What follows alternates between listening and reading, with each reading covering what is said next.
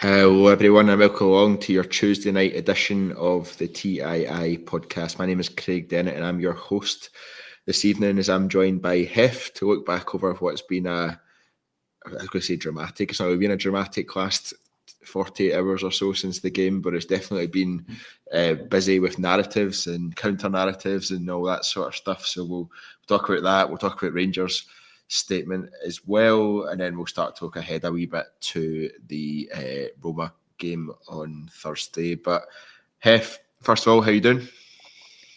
I'm well, mate. Aye. It's weird having an old firm so close and not having them rub it in your face, almost as if they kind of realised they got away with one on Sunday. I've not had as many people chatting at the door to come in and slag us and work, so that's been good. Yeah, it seems to have been a bit of a mix, actually. It seems to be, you've got the ones who are quite humble about it because they realise that they were taken to extra time by 10 men. And then you get the other ones who forget they were playing against 10 men and think that they're world beaters. So it's been an interesting mix from that perspective. But there's been obviously plenty of talking points since the game, plenty of fallout. Podcast-wise, there's been no end of, was it a red card for Trusty? Was it not a red card for Trusty? Should it have been a penalty? Was it not a penalty? All that sort of. Should Cornelius have been sent off? I didn't even notice that at the game. In terms of a bad tackle, I thought a yellow card there was fine. But it's interesting. We were both at Hampden on Sunday. You very much see a different game at Hampden to what you see in the highlights. It's a bit of a weird one. Well, I thought that with the Cornelius one when he's went in, I'm going mental. I'm shouting and screaming because I thought he's won the ball. Like there's no way, and in an Old Firm game like that, there's no way that a player goes in for a challenge and takes the ball. I leaves a bit on him, but how many times have we seen that and Old Firm's gone by and you've thought, brilliant, that's what you need, that's what you wanted in there, someone with a bit of needle to actually get stuck in. And likewise, when they do it to you, I remember the one with Kenny Miller went flying up in the sky and you just think, oh no, they're ready for it today. Like, it sets a marker out. I mean, it was a bit late in the game to set a marker out, but in terms of like putting your stamp on the game and saying, no, we're still here for a challenge, I thought it was absolutely bang on. But like you said, it is probably a booking because of the follow through, but certainly no more than that. But it's weird. I know what you're saying about. That's probably the best seat I've had at Hampden, where I felt as if I could see at least the full first half. The full half closest to us because I was in the north stand, and I had a pretty good view. But the save of the first one where it was offside, I would have said that it was a mile off. I was saying, no, don't worry about it. He's definitely offside. And then it's not until you see it back and you realise just how tight it was. But no, I know what you're meaning about the idea that, like, sometimes you get kind of caught up in the emotions of it all that you realise actually maybe it was a red card or whatever. But I think the arguments that have been going online have been baffling, to be honest. Like the fact that they're not coming out in defence of it speaks volumes. Like you don't see many of their lot on Twitter saying neither of those was a red card. They all just back to other incidents in the game and say, well, what about that one? You think, well, yeah, that's not the case. Yeah, I think so. I think Michael Stewart might actually be the only one that I've seen come out and try and defend it. It's not been a red card, but as I said, there's been plenty of narrative going on, plenty of counter narrative trying to change that. It's interesting though after these games, Hef, and I think it's something that as a club, as a fan base, we're not particularly good at. We tend to look inwardly at what we did wrong. We spent a lot of time talking about Asgard and how stupid he was for his own red card, and we spent a lot of time talking about Chermiti missing chances and defensive mistakes leading to goals. We tend to look inwardly whenever we lose these games rather than look outwardly for who to blame or how we can do that. But I think we do need as a club to be better at highlighting these and not just highlighting them in a formal, official way that's not going to rile anyone up the wrong way or being scared of saying the wrong thing. I mean, even Rangers' statement last night, I've got it in front of me here and I'll read it out in a minute, but it was just a bit nothing. I was at the sort of small fan forum piece with Kavanagh, with Andrew Kavanagh, Kevin Thelwell and Patrick Stewart, and they said we very much are fighting the corner, but you don't get any advantage from coming out publicly and saying anything other than letting your fans know that you're doing it, which I think is what they did with that statement. The real battle, and they're looking at a bigger picture battle. They're not just looking at we need to win. They're looking more at the war than the battle, I guess, is the best way to put it. And they've got a full pack of data effectively across all teams and all games, showing the inconsistency of decisions and types of decisions, etc., etc. And we saw that across the even the 90 minutes or 120 minutes on Sunday. But they're going at it from that angle, at which point they're trying to show the SFA that data. Patrick Stewart said there will come a point where if the SFA don't make changes, if they don't see progress on that front, then they will make that data public, which I think will be really interesting to see. But at the moment, it feels like everyone else is just looking at us going a typical Rangers complaining about decisions going against them because they got beat. No, and I get that as well, because I heard Tommy saying it on Sunday after the game. I couldn't watch the whole thing because when you were talking about the game, it was like PTSD. I was just sitting. I was like, no, stop talking about it. Just let it happen. But when I was listening to what Tommy was saying, I thought he made a good point about the idea like we don't want to be moonhowlers sitting shouting into the wind, saying, "Oh, do you know what? This is what should have been, and this is what could have been," and focusing on. And I suppose that's kind of what you're asked or what you were saying about we start to look inward. But I think being quiet hasn't really helped.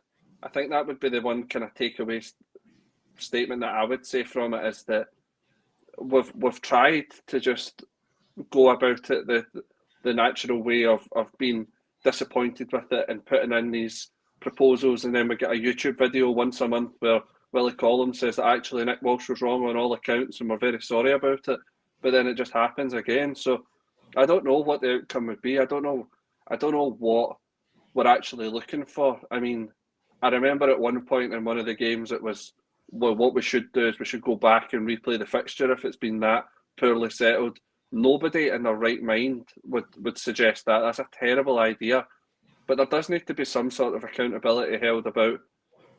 I don't know whether or not it would make it better if they were to be seen to be making some sort of action about, well, we have got the team around. Because I've worked with people who are referees in the past or linesmen in the past, and they've told me some of the inside stories about, like, well, we've just been brought in and we've just been shown all the videos and we've been ripped a new one because somebody got this mistake in this game and we've been pulling it all up. When it's on such a public stage like that, and if it wasn't for the old firm, the SFA would be on their knees. So that game is the marquee game for the whole season, albeit there's 5 or 6 of them most seasons. But those are the ones that are watched by the whole world mostly. So they need to get it right because they're spoiling a good product. And when they're spoiling that good product and they're seeing those poor refereeing decisions, people will just switch off. People will go, do you know what, maybe it is a Farmers League, maybe they don't even have good refs. Like, that boy's just kicked him in the head and he's not been red carded. Like, that's wild. You don't see that anywhere. It sets a really bad precedent to say that it's okay for players to kick people on the head so long as they don't do it too hard.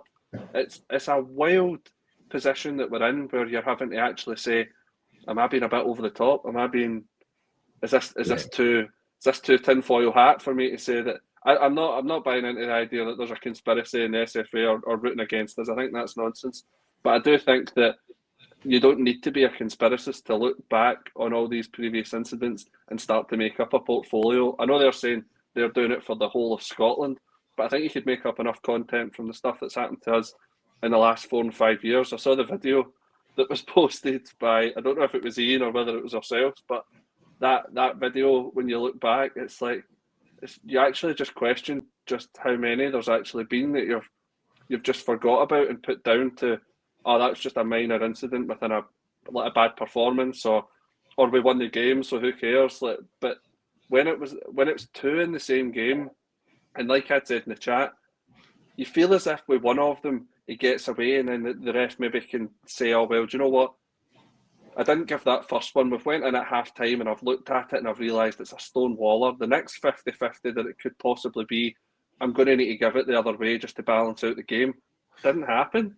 I think that's what a lot of people have said they felt happened actually, because they came out in the second half and he booked 4 or 5 Celtic players in the first 15 minutes.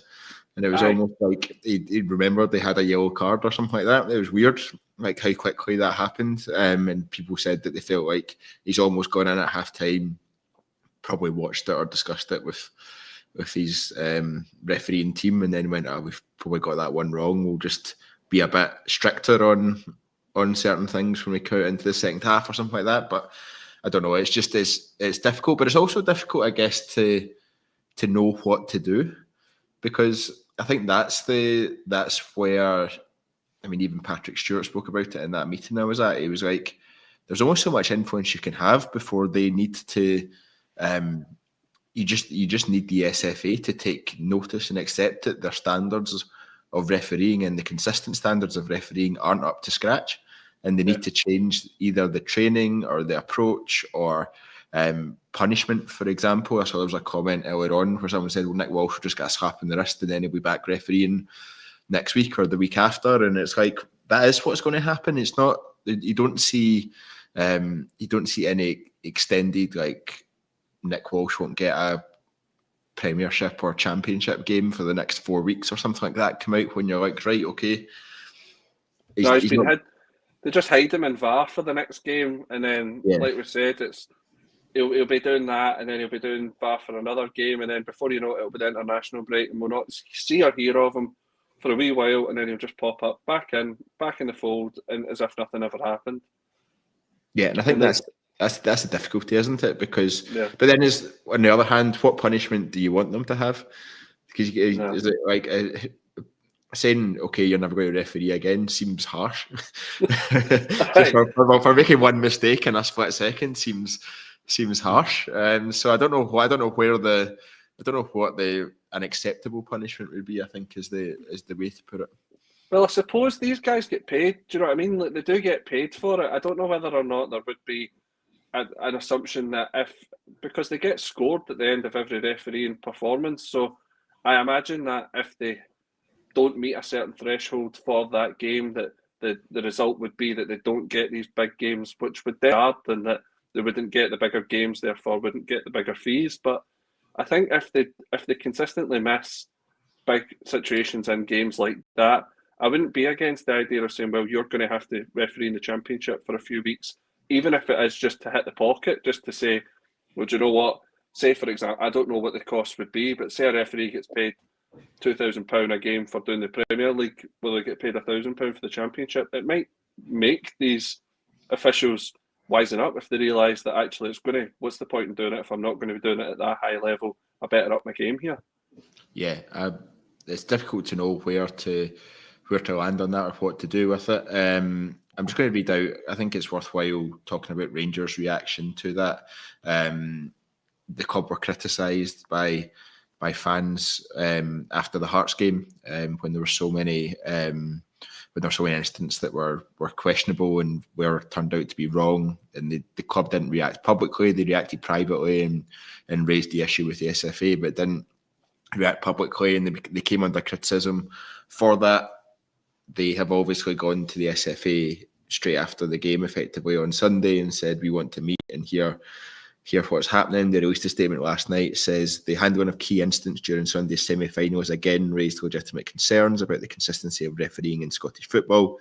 Club representatives met with the Scottish FA this evening to seek explanations for major decisions in the match, including the incident involving Jack Butland and Austin Trusty. Following that meeting, we remain unsatisfied with the explanation of the referee's decision in that instant, the application of the laws of the game, and the VAR review itself, which we do not believe was sufficiently robust or thorough. We recognise that refereeing decisions can impact both sides in a game, but too many important matches continue to be influenced by calls that are inconsistent and difficult to justify. These decisions have real consequences, determining results, impacting fans, and affecting the livelihoods of players, coaches, and staff whose work is judged by outcomes on the pitch. The club has consistently raised issues as they have occurred with the Scottish FA, but we do not feel there's been enough change in how refereeing is being developed at the highest level. We understand and share the anger among our supporters who have grown frustrated at the repeated inconsistencies in major match decisions that continue to affect the club. For the benefit of our supporters and the wider game in the country, we will continue to hold the Scottish FA to account and expect them to lead meaningful progress that delivers lasting improvement. Before I give my opinion on that, what was your, when you read that, what was your kind of view? It just seems like we better put something out there type of statement. I mean, I get that. I think it's good that they've came out and said that they're unhappy with it from a club point of view, and it's not just a case of they're just kind of letting it slide. They are actually coming out and saying something. The one thing that I thought was kind of strange was the mentioning of the actual players' names. I don't know why that just kind of caught me by surprise, but it seems more personal that way. Is like by I think it was just to leave no doubt that incident in particular has been raised, I guess, and many more. But no, I don't know what people are looking for, to be honest. When I saw the statement and I thought, right, okay, fair enough. It's one of those where if they make the statement and it's wishy-washy, they get criticised for it. If they make the statement and it's ballsy and they say, we'll be withdrawing our players from the pitch the next time an incident like this occurs, people get behind it and then they're looking for it. So I don't know. You don't really, there's nothing that really can come from it other than it's like making a note in the record to say that we've already addressed this in the public, so that the next time that this happens, we'll say, right, we're now making another public statement about it. There better be action now. And again, I still don't know what that action would be. But I think that's the thing. It's like, okay, if we come out and say, right, there better be action next time. If there's no action next time, what do you do? Where do you go? I mean, it's like, it's all very good, the club being like, I will continue to hold the Scottish FA to account. We're unsatisfied with what was said. So what? What happens next? Yeah. How did you just sit there unsatisfied? What's going to actually give you that meaningful change that you want, and we all feel that it's needed? Stuart and Thelwell outside the SFA with down with this sort of thing, placards, just standing there trying to get some sort of action. Big red crosses through Willie Collins' face on the placard. Boo. I don't know what do you do. I can't figure it out. I do get that. See, the difference is, right, the one thing that they can do is that the SFA can come out and say, we are holding a robust VAR focus group on why that incident was correct or incorrect, and here's why. And like they have been doing, I do actually, as much as I was slagging it earlier on, I do actually quite like the YouTube videos that they put out where they dissect it, because it does show a bit of transparency, and it does show that here's what the action was taken. We brought him aside and we showed him why it was wrong and stuff like that. It's almost not frequent enough, though, is it? It's like, because it's monthly, it's almost needs to happen after each weekend to be like, right, here's the big 2 or 3 calls from that. Like, here's why it was wrong or here's why it was right. And I guess because everyone's moved on by the time they go to the next game. Like, everyone is. But that's the plan, isn't it? Yeah. So that's the strategy. That's what they want, isn't it? Yeah. Yeah. But I think even like what frustrates me is you see like the ex-referees who are on Sky Sports News, or like Bobby Madden's been quite prominent in the media saying what his opinions were on it. I don't think that matters anything, because they're not in the game now. So it's all very well and good saying I would have given a red card.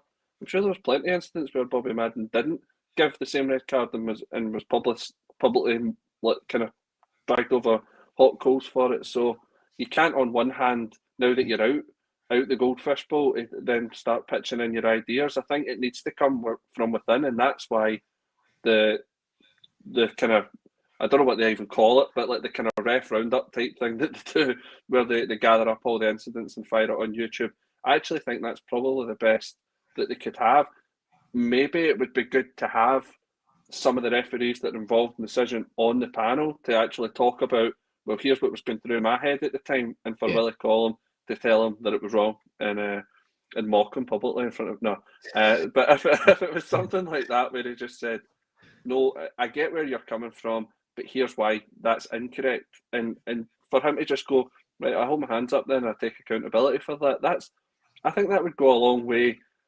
Obviously, it then just feeds into that, right, well, nothing's going to change, but nothing is going to change. So I think we just need to look at it from the idea that it's another opportunity that we've missed, but we do still need to hold someone accountable, or someone needs to come out and take accountability for their actions. Well, there was a suggestion for a few years, wasn't there, that referees should do post-match interviews with TV, and then where they can just answer questions on any like controversial decisions or anything like that, and just give their thinking. Do you think the lack of transparency around referees, punishments, disciplinary matters, or even just around decisions that have been made and why they've been made, do you think that's a huge part of what feeds that ongoing narrative, I guess? And why do you think referees are so against that kind of thing? I don't know whether or not it's because the transparency. I actually think that what you said is probably not a bad shout about having referees come on and say their part, whether it be like at the end of the weekend or something, because without the transparency, it just lets people like ourselves create our own narrative. Whereas if they came out and put their stamp on it straight after the game and said, here's what I think, then we're not talking about what we think he was thinking. We're coming out and talking about, here's what was going through his head at the time and why we think that's wrong, which then just becomes a matter of opinion. What we are now in the position that we're doing is, why was he thinking that way? And people will come out with all sorts saying, well, actually, the linesman's brother runs a Celtic supporters club, and that's why he never. And you just go, right, okay, fair enough. If that's your view, then that's fine.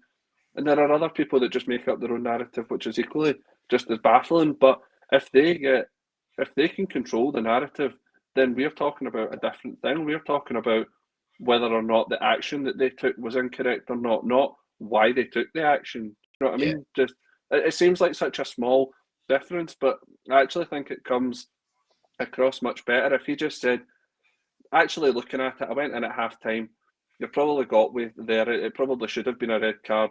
However, from where I was standing, it just looked as if he'd put a lazy leg in. I see now that when you see the still, had it went to VAR, the boys kicked him in the head. So actually, I hold my hands up there, I got that one wrong. But for the one with the Ralston one, actually, he's jumped down. I don't think he's intentionally hit it with his hand. I think he's intentionally tried to block it, and it has hit his hand.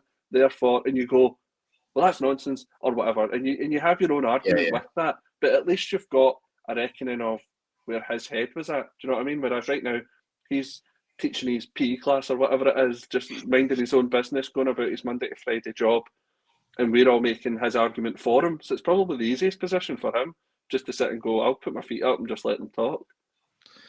I'm sure there are a few students and fellow teachers giving him some stick after the game. He must get that all the time as well. But yeah, I think transparency from referees would be is so important, and they seem to go the opposite way every single time for some reason, and almost get more and more hidden and protected.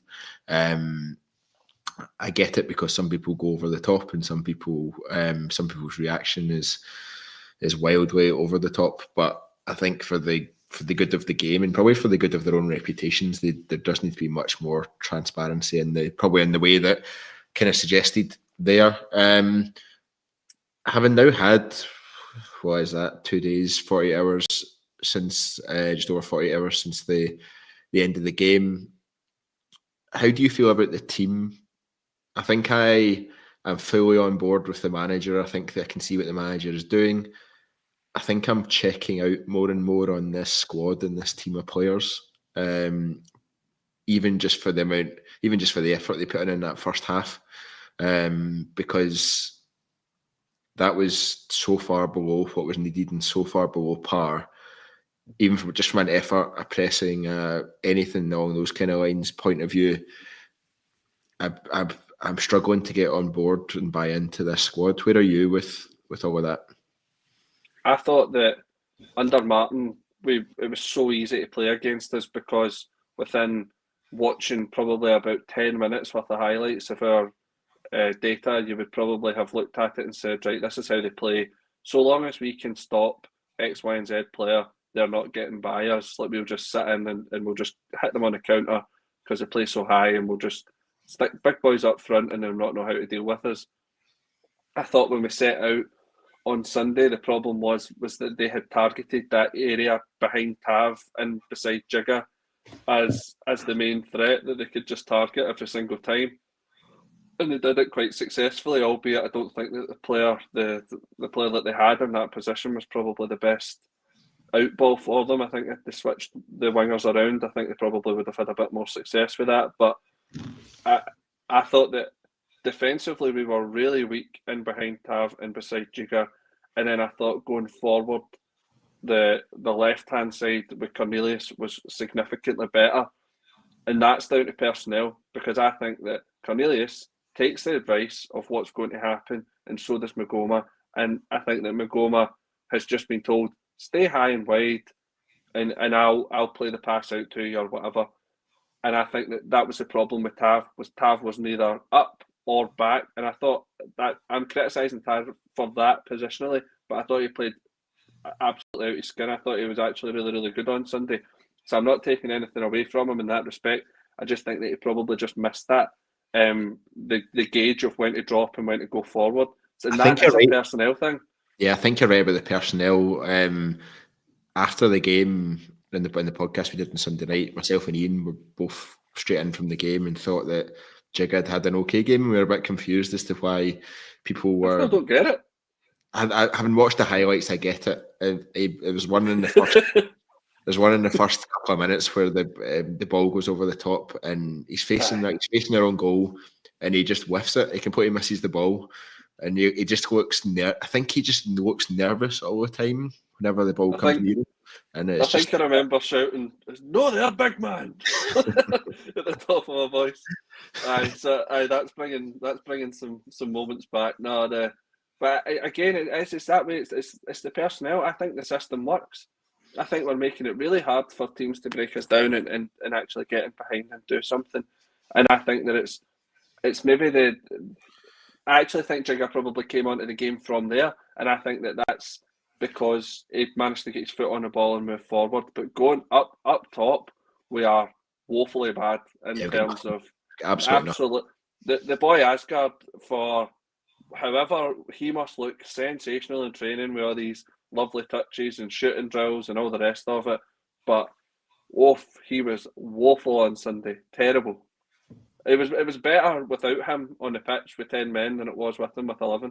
And I think the problem, if you look at the players we're looking at to make a real impact in the top end of the pitch, looking at Asgard, who's done one thing, I think, maybe two things. He marked Cal McGregor out the game, which isn't really what you're there to do, but he marked Cal McGregor out the game in the first Old Firm game at Ibrox.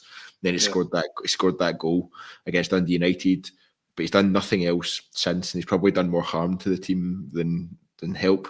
You're looking at Gassama, who doesn't seem to be able to fit into this system anywhere. And he, again, missed a couple of great chances that he should have at least had shots on target, if not burst the back of the net with. And on Sunday, you've got Ant-Man, who's been non-existent after that 45 minutes of football he had against Victoria Pilsen. I think it was Pilsen and not Panathinaikos. I can't quite remember. You've then got Chermiti, who can't seem to. I don't know what he can do. I'm not sure he can play football. And really big. You get Chermiti, you get Danilo, who hot and cold, wasn't really playing in his best position or making an impact in the game on Sunday. And then you've got Miovski, who we kind of spoke about it earlier in the chat, but he's a mile away from the kind of player I thought we were getting. He used to occupy our back four single-handedly.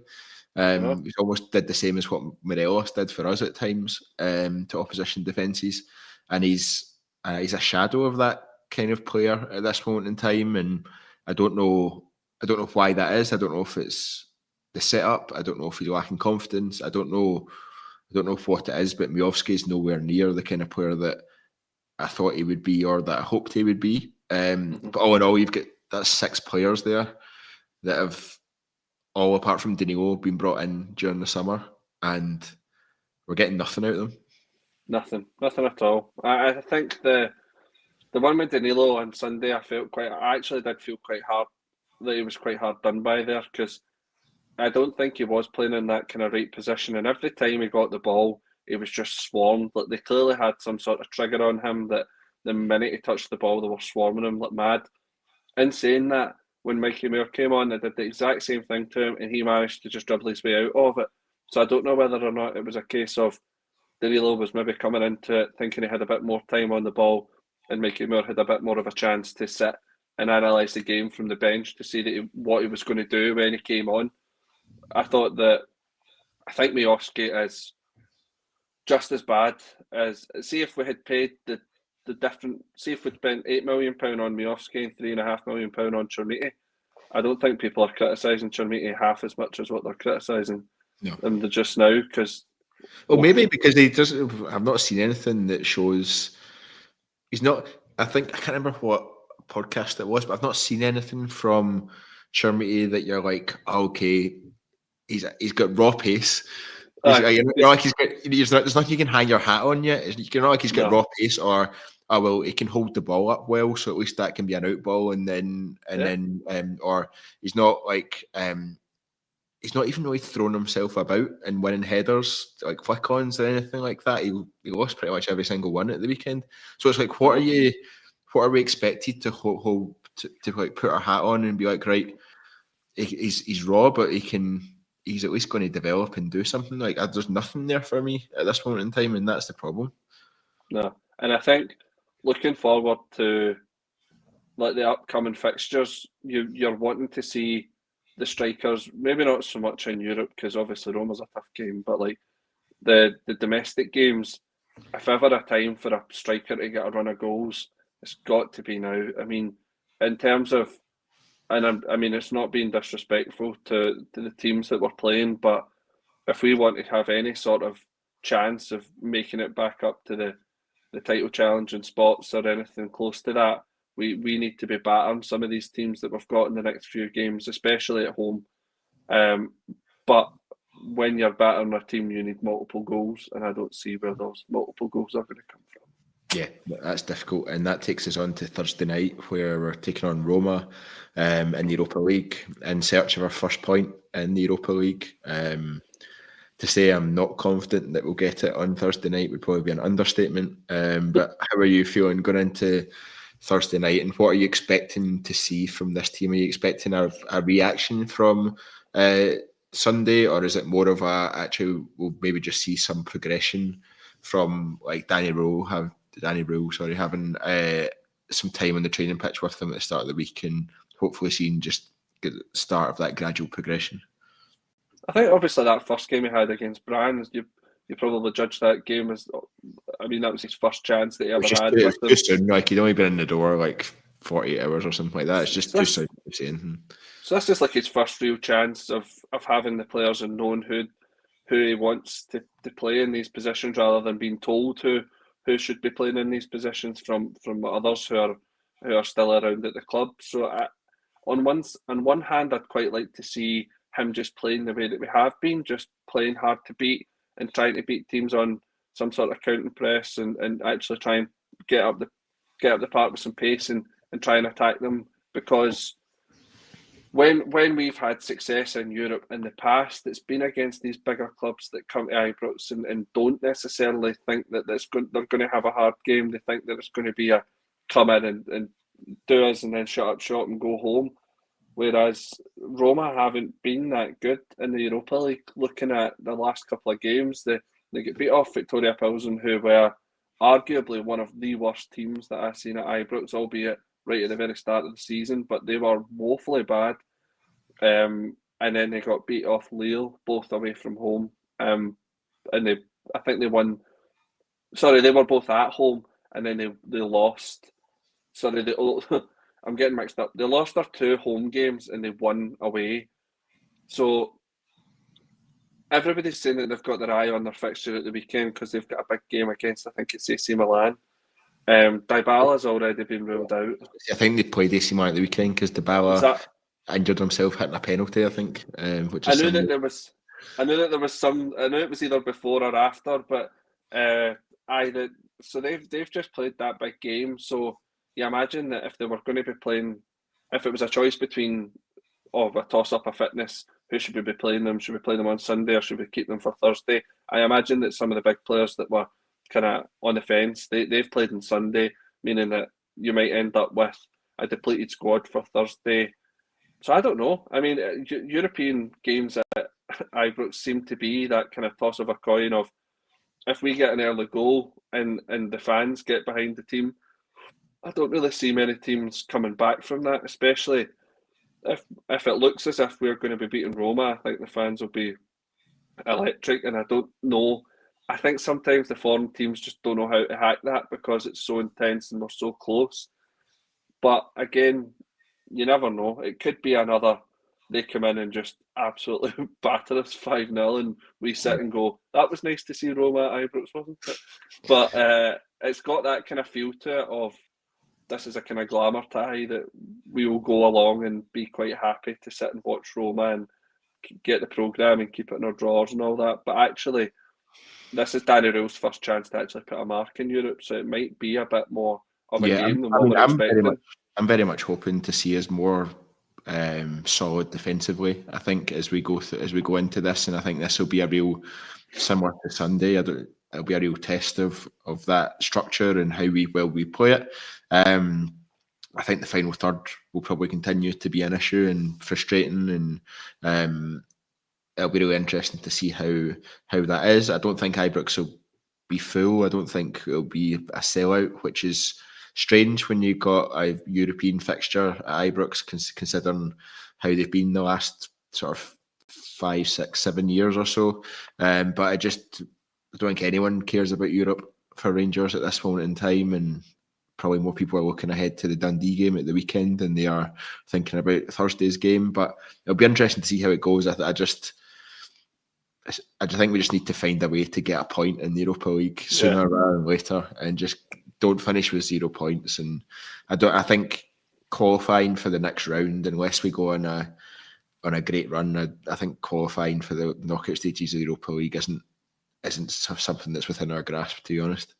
No, not at the expense of anything in the league. I wouldn't be saying this is a must-win game. We need to be playing all our best players in these games. If it's the toss-up between that or playing a full-strength team at the weekend to try and climb up the table, I would take the climbing up the table all day long. But the club kind of shot themselves in the foot with the Martin and the way in which they handled that, because of so many people cancelling their continuous credit. I think people would have bought the tickets beforehand and then went, I'll go along, even if they weren't that bothered about it. Whereas because so many people cancelled it, they've not now went and bought tickets off their own back to go and do it. They've probably saw it as £45 saved, which is a shame, because I actually think that we do probably need to get behind the manager after Sunday and show that. I think that he showed a lot of strengths in that to put something into the squad to make them still play as hard as they did with the 10 men. So it would be good to see a bit more togetherness, albeit in Europe. I think what you're saying is probably true, and that people don't really care because it's not going to go anywhere. Yeah, and with all that being said, make sure you tune in to the full-time post-match reaction. It'll be really good. I think it'll be interesting to see. Give us a score prediction for Thursday night? I don't know. I think maybe like a KJ2 each, if I'm being realistic. I don't see us getting the win, but I wouldn't be against seeing us getting an early goal and then having a bit of a challenge. I don't know. I'd like to see it being a nice open game with lots of goals, but I wouldn't. I'm not going to go and say that we're going to beat them 3-0 or anything. So I'd take a score draw. Yeah, I think that's fair. I'm going to go for a score draw as well. I reckon 1 each. Get that point, get that monkey off our back, and just look forward to the league. we're almost at the 40-minute mark. We weren't sure we were going to have enough to talk about for half an hour, so there we go. We can just talk about anything related for as long as we need to. But my thanks very much to you, Hef, for joining us tonight. My thanks to everyone who's tuned in to listen, especially when we're competing against some Champions League football on the TV. But we will be back on Thursday night immediately after the full-time whistle at Ibrox, so make sure to join us then. And if you've not subscribed to us already on our YouTube channel or wherever you get your podcasts and audio platforms, Spotify, Apple Music, make sure you hit that button. Helps us massively and means you don't miss out on any of the content we've got coming up. But thank you very much, everyone, for listening. Until next time,